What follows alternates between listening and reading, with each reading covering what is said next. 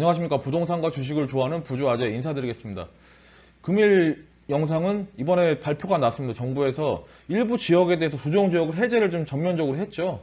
근데 뭐 수도권은 어느 정도 제외가 된 것 같고 지방 쪽 위주로 해서 이번에 조정지역이 해제가 됐습니다. 그래서 그거에 대해서 이쪽 남양주 쪽에 문의가 좀 상당히 많이 오세요. 이게 남양주는 조정지역이 해제가 언제쯤 될 것인지에 대해서 좀 문의를 하시는데, 제가 뭐 제 개인적인 생각에 대해서 지금 이 영상을 찍으면서 설명드릴 테니까 이 영상 보시고, 아파트 지금 현재 매매 때문에 좀 상당히 좀 애를 많이 좀 끌고 계신 분들이 많으시죠. 뭐 매도인도 그렇고 매수인 같은 경우도 좀 언제쯤 살까 좀 고민들이 많으실 건데 도움 좀 되셨으면 좋겠습니다.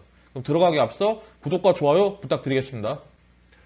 일단 뭐 이번에 조정지역 해제된 데를 좀 말씀드리면은, 뭐 세종, 인천, 연수 등은 투기 과열지구가 해제된 거죠. 이게 조정지역이 해제된 것이 아니라 인천 같은 경우는 투기 과열지구 해제되고 조정지역 같은 경우 그대로 유지가 됐습니다. 세종도 그렇고. 근데 그 외 경기도권에서는 뭐 안성이나 평택, 양주, 파주, 동두천 해서 이 정도까지만 지금 해제가 됐죠.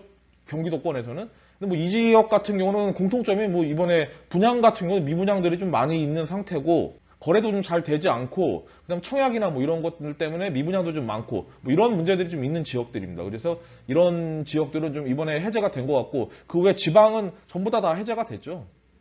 뭐 대구나 부산 이런 쪽도 좀 상당히 집값이 많이 상승했던 지역들인데 이번에 해제가 좀 많이 됐습니다. 일단 조정 대상 지역이 해제가 되게 되면은 여러 가지 면에서 좀 규제들이 완화가 되죠. 법률적으로도 그렇고 세금적으로도 그렇고요. 하나하나 말씀드리면, 일단 취득세 부분에서 중과가 안 되죠. 2주택까지는 중과가 안 됩니다. 그래서 지금 같은 경우 조정지역에 한 채를 더 사게 되면은 취득세 같은 경우는 8% 중과세를 내게 되죠.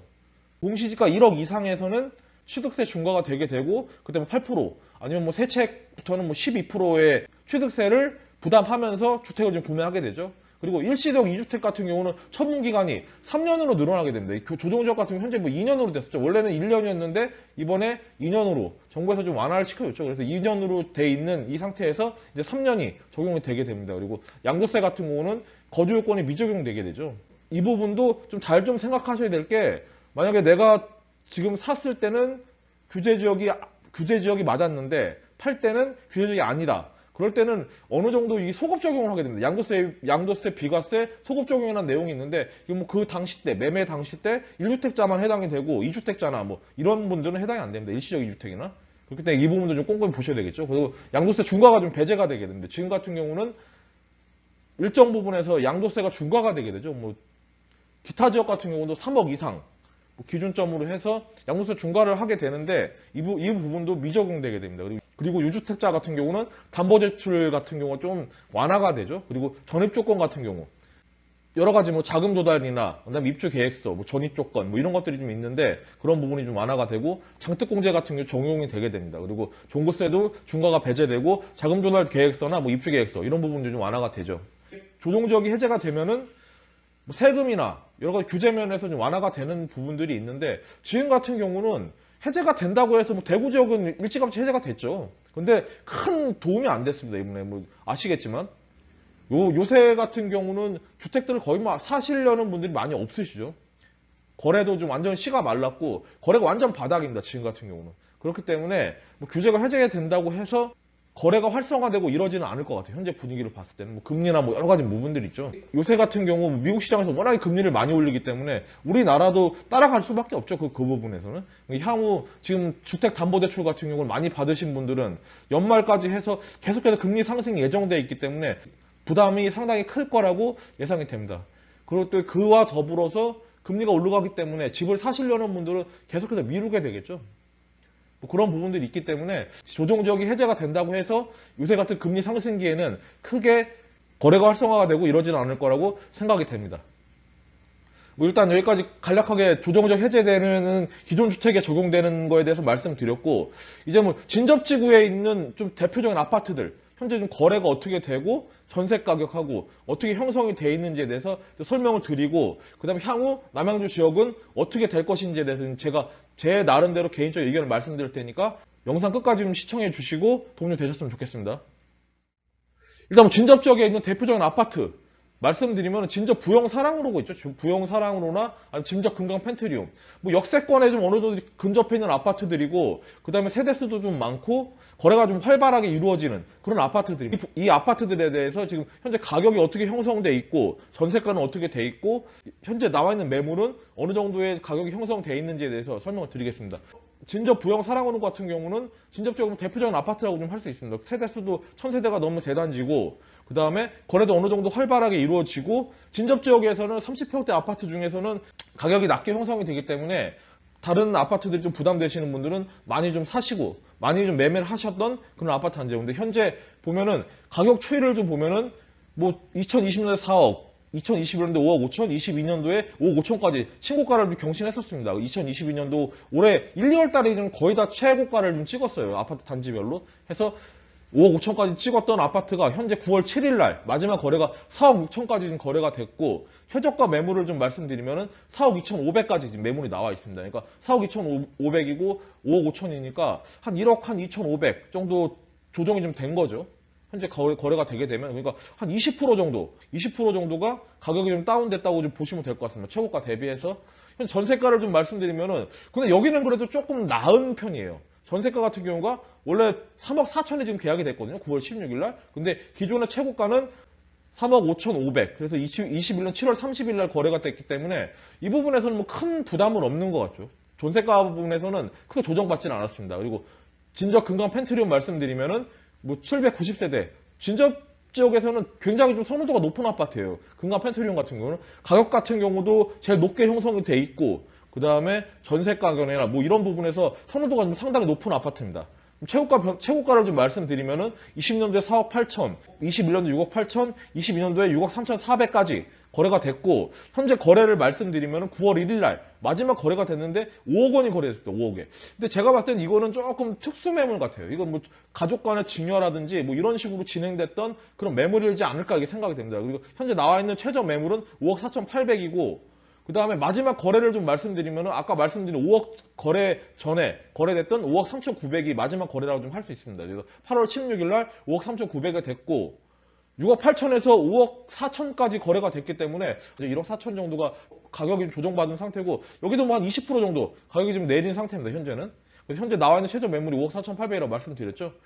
그리고 전세가 변동을 좀 보면은 최고 가격이 4억 5천 12월 29일 날 거래가 됐습니다. 21년도 12월 29일 날 거래됐을 때 4억 5천이었는데 이번에 8월 21일 날 계약됐을 때 4억 2천이니까 전세 가격 대비했을 때는 크게 내리진 않았어요. 전세 가격 같은 경우는 매매 가격은 한 20% 정도 조정을 받았지만 전세 가격 같은 경우는 한 10%에서 10%가 좀 채 안 되게 조정받은 상태입니다. 그렇기 때문에 지금 뭐 거주하시는 분들은 나중에 나가실 때 현재 전세 가격으로 기준했을 때는 크게 좀 부담은 없으실 것 같습니다.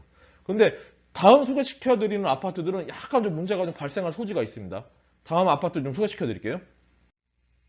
진접 지역의 아파트 중에 좀 대표적인 아파트 인스빌입니다. 인스빌 12블록, 23블록 해서 뭐 12블록 같은 경우는 상업지구, 중심 상업지에 있는 위치한 아파트고 23블록 같은 경우는 진접역에 좀 많이 인접해 있는 그런 아파트죠. 주변에 뭐 학교도 다 인접해 있고 그렇기 때문에 여건이 상당히 좋은 그런 아파트 단지입니다. 근데 여기가 지금 살짝 문제가 좀 생길 소지가 좀 보입니다. 지금 말씀을 드릴게요.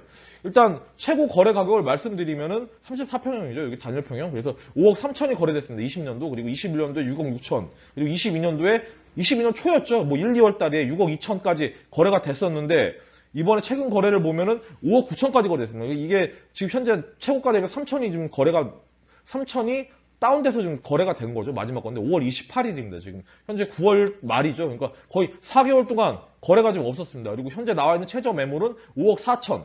그러니까 최저 매물을 기준으로 했을 때 6억 6천에서 5억 4천이면 한 1억 2천 정도 조정이 받은 상태죠. 지금. 근데 현재 이 매물도 거래가 되지 않고 있어요. 여기는 지금 상당히 좀 어떻게 보면은 호가 자체가 높게 형성되어 있다고 좀 말씀드릴 수가 있는 것 같아요. 지금 보면은 인스빌 23블록 여기는 진접역하고 어느 정도 좀 가까이 있습니다.